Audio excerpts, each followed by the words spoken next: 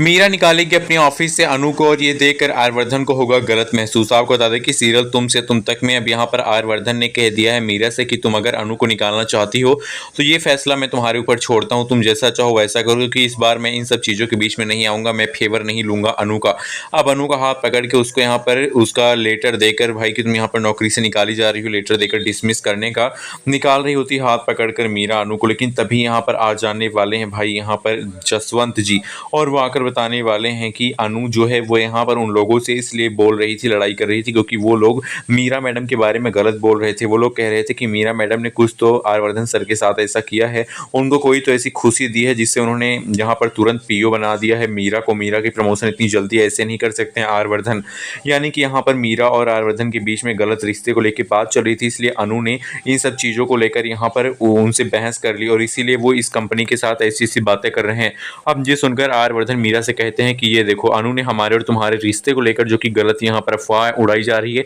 उसको लेकर बोला था, और देखो तुमने बिना सच्चाई जाने ही अनु को इस ऑफिस से निकालने के बारे में सोच लिया। अब भाई यहाँ पर अनु जो है उसको मीरा जो है हाथ पकड़ के निकाल रही होती, वो हाथ छोड़ देती है और कहती है कि ऐसी बात थी तो अनु को मुझे बताना चाहिए था, और अब मैं उन लोगों से बिल्कुल भी यहाँ पर डरूंगी नहीं। अब मैं उनसे कहूँगी कि मेरे और आर्यवर्धन सर के बीच में ऐसा कुछ भी नहीं है। अब हम आपको बता दें कि भाई अनु जो है ऑफिस से निकालने से बच तो जाती है, लेकिन अनु जो है वो सोचती है कि यहाँ पर कुछ भी होता है, छोटी छोटी बातों पर ये लोग मुझे ऑफिस से निकालने लगते हैं, इसलिए मैं खुद ही इस ऑफिस को छोड़ दूंगी। लेकिन आर्यवर्धन कहते हैं कि अनु प्लीज़ तुम इस ऑफिस को मत छोड़ो। अब अनु जो है आर्यवर्धन के कहने पर रुक जाने वाली है। आपको बता दें कि मीरा जो है वो मन ही मन यहाँ पर खिचड़ी पकाने लगी है कि भाई आर्यवर्धन और उसके बीच में कुछ हो सकता है, यानी कि आर्यवर्धन और मीरा की शादी हो सकती है, लोग ये सोचते हैं। और यहाँ पर वो झंडे से पूछने वाली है कि आप क्या चाहते हैं, तब वो कहने वाला है कि हाँ मैं भी चाहता हूँ कि मीरा मैडम आप आर्यवर्धन सर की वाइफ बने और आप उनकी वाइफ बनने लायक भी हैं। अब यहाँ पर मीरा ये सुनकर कहती तो फिर तुम आर्यवर्धन सर से मेरे और उनकी रिश्ते की बात चलाओ। अब यहाँ पर ये सब सुनकर वो कहते हैं कि मैं ऐसा बिल्कुल भी नहीं करूँगी, क्योंकि मैं उनसे ही तुम्हारे और उनके रिश्ते के बारे में बात चलाऊँ, ऐसा हो ही नहीं सकता है। तुम्हें खुद ही आर्यवर्धन सर को प्यार के लिए प्रपोज करना होगा।